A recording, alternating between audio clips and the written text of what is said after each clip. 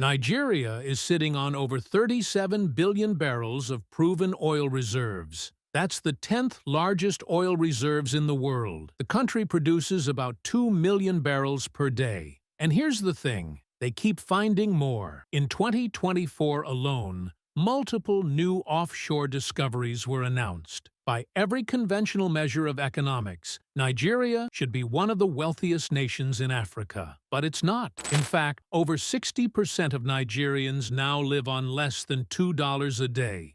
That number has gotten worse over the past decade, not better. The average Nigerian today is poorer than the average Nigerian in 1970, which is to say, poorer than before all this oil wealth showed up. Youth unemployment sits somewhere between 40 to 50%, depending on how you measure it. Infrastructure is crumbling. Power outages are so common that most businesses run on generators, not the grid. So, what is going on here? How does a country keep discovering one of the most valuable commodities on Earth, extract billions of dollars worth of it every year, and somehow end up with a population that's getting progressively poorer? And before you say, well, obviously it's corruption, yeah, sure. But that's like saying the patient died because their heart stopped. True, but not particularly illuminating. The real question is why the heart stopped. So let's look at a few key issues. First, what actually happens economically when a country becomes dependent on oil extraction? Second, where does all that oil money actually go? And, I mean specifically. Third, why hasn't Nigeria been able to break this cycle despite decades of awareness and numerous reform attempts? And finally, and I know this is going to make everyone mad, is there any realistic path forward? Or is Nigeria basically stuck in this trap? Let me start with a simplified example to illustrate what economists call the resource curse, though I already regret using that term because it sounds mystical when this is actually about very concrete mechanisms. Imagine 3 people on an island. One grows food, one makes tools, and one catches fish. They trade with each other. The economy works. Now imagine one of them discovers a massive gold deposit. Suddenly, that person is wealthy beyond measure. What happens to the other 2? Well, the gold person starts buying all the food and tools, driving up prices. The food grower and tool maker realize they can make more money serving the gold person than trading with each other. Maybe they even stop producing as much, because imported food and tools bought with gold are cheaper. The island's productive economy, the actual making of things people need, starts to wither. This is fine as long as the gold lasts and maintains its value. But if the gold runs out, or if gold prices crash, suddenly nobody on the island knows how to do anything except extract gold that's no longer valuable. That's an absurdly oversimplified version of what happened to Nigeria, but it captures the basic dynamic. Before oil was discovered in commercial quantities in 1956, Nigeria had a diversified economy. Agriculture accounted for over 60% of GDP and employed most of the population. Nigeria was the world's largest exporter of palm oil and ground nuts. There were functioning textile industries, cocoa production, rubber production. Yeah, it wasn't wealthy by global standards, but it was economically diverse and growing. Then came oil. By the 1970s, oil was over 90% of export revenue. That other stuff, agriculture, manufacturing, became progressively less important, less invested in, less economically viable. Why grow ground nuts when you can sell oil? The technical term for this is Dutch disease, named after what happened to the Netherlands when they discovered natural gas. The logic: resource wealth drives up currency value, making exports expensive and imports cheap, which kills domestic industry. But the real disease is more insidious than that. Cool. So that's the mechanism. But where does the money actually go? Because that's what everyone wants to know, right? Between 1970 and 2000, Nigeria earned an estimated $350 billion from oil exports. That's not adjusted for inflation. The real figure is much higher. A 2006 World Bank study estimated that between 1960 and 2000, Nigeria lost over $380 billion to corruption and mismanagement. Let me rephrase that. Nigeria earned hundreds of billions from oil and somehow ended up negative. That's almost impressive. I know what you're thinking. Yes, corruption, we get it. Politicians stole the money.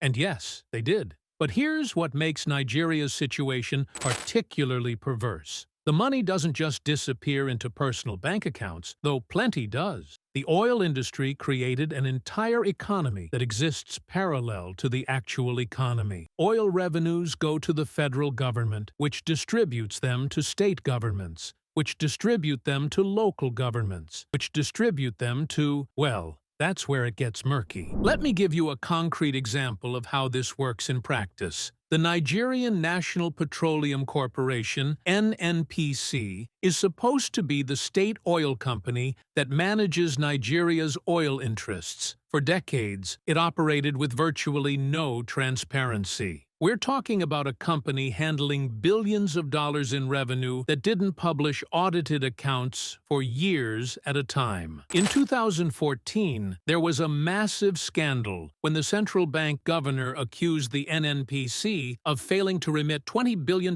in oil revenues to the federal treasury. $20 billion, just unaccounted for. The government's response was essentially, no, it was only $10 billion missing, not $20 billion, as if that makes it better. Or consider the petroleum products import system. Nigeria, despite being a major oil producer, has virtually no refining capacity. The 4 state-owned refineries barely function, so Nigeria exports crude oil, then imports refined gasoline. This creates a massive opportunity for what's politely called rent-seeking. Import licenses become incredibly valuable. The subsidy system means you can import fuel, claim the subsidy, sell the fuel, sometimes the same fuel multiple times through creative paperwork, and make enormous profits without producing anything of value. It's estimated that fuel subsidy fraud alone costs Nigeria several $billion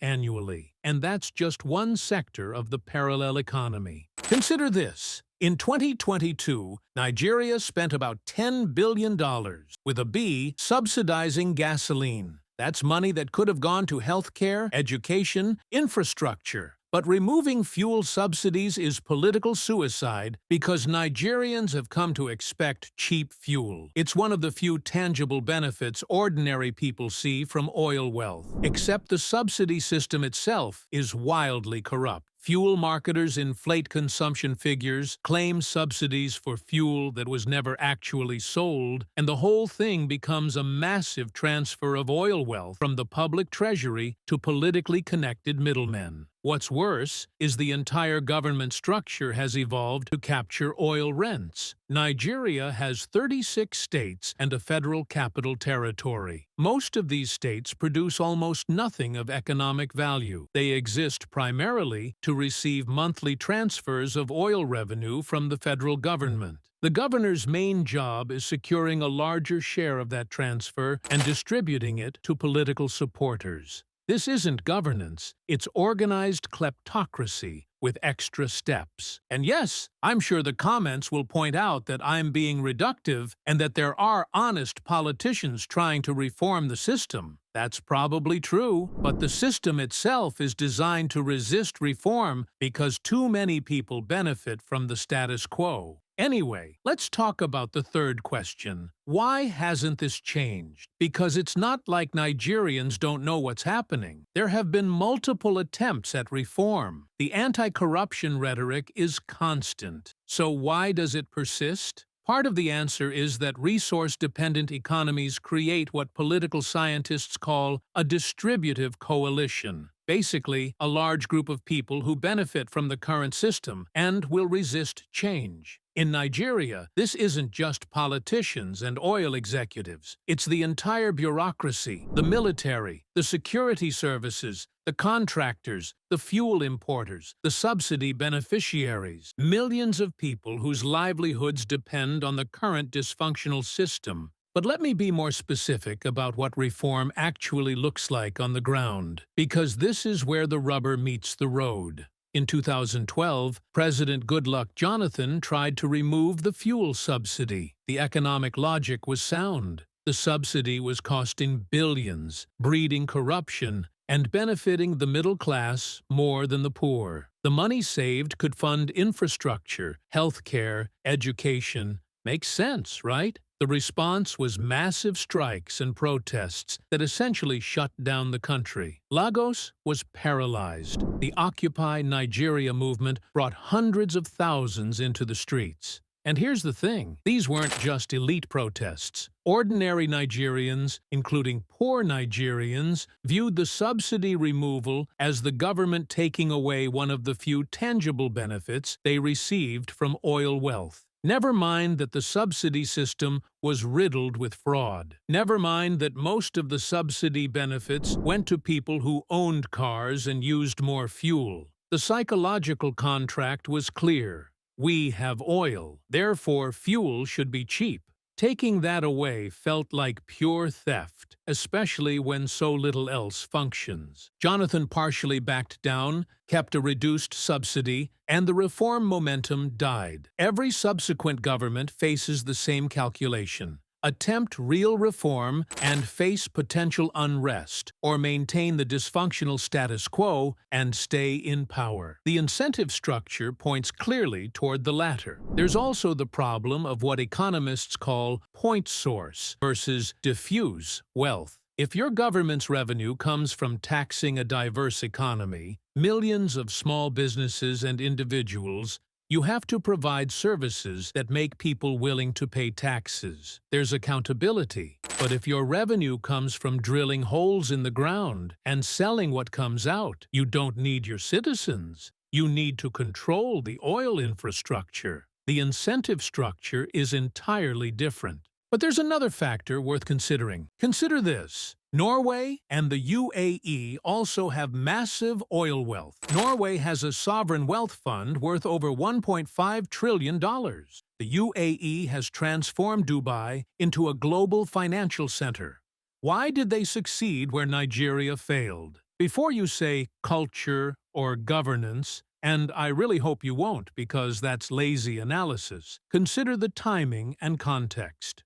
Norway discovered oil when it already had strong democratic institutions, a diversified economy, and a relatively uncorrupt bureaucracy. The UAE had authoritarian stability and used oil wealth to deliberately build diversification before the oil runs out. Nigeria discovered oil during and after a period of extreme political instability, military coups, and civil war. The institutions that might have managed oil wealth responsibly never really had a chance to develop. But there's another factor worth considering: scale and population. Norway has 5 million people. The UAE has about 10 million. Nigeria has over 220 million people, and that population is growing rapidly. The distributive math is completely different. Norway's sovereign wealth fund amounts to roughly $200,000 per citizen. Even if Nigeria had managed its oil wealth perfectly and created a similar fund with, say,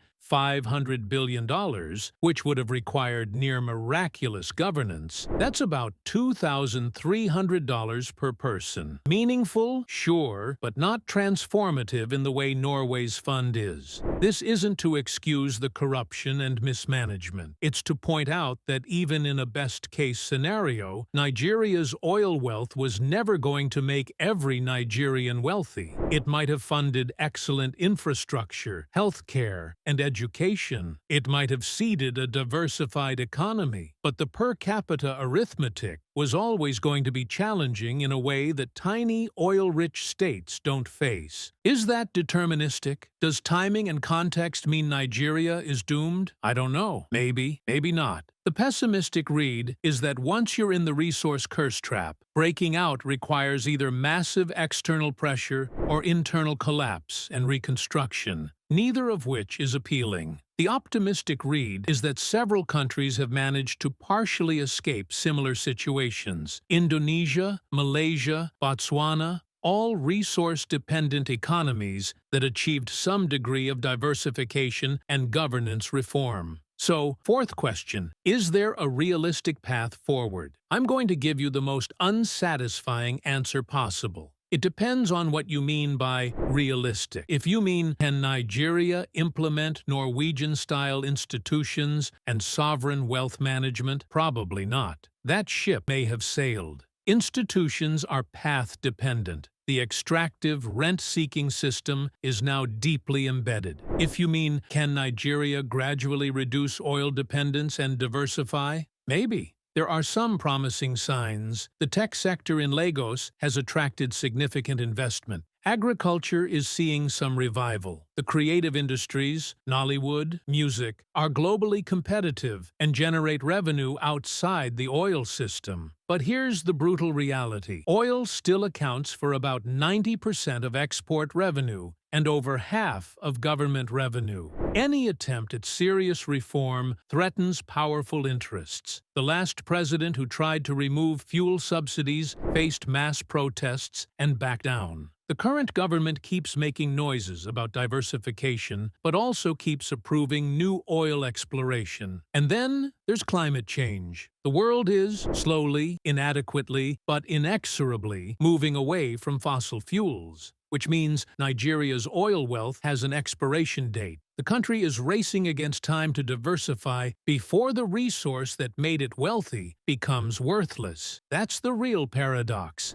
Nigeria needs to wean itself off oil dependence at precisely the moment when oil revenue is most needed to fund the transition. Some economists argue the only solution is radical decentralization. Let each region keep its own resources and revenues, which would force non-oil producing regions to develop alternative economic models. Others argue for stronger federal institutions that can manage resources transparently. Both sides have points. Both sides probably make everyone angry. You are a fool if you wouldn't be frustrated by the complexity here. Look, here's what we know for certain. Nigeria keeps discovering oil because they have it. Nigerians keep getting poorer because the economic and political structures evolved to extract and distribute oil wealth in ways that benefit a small elite, while undermining broader economic development. The resource curse isn't magic or destiny. It's the predictable result of specific institutional and economic dynamics.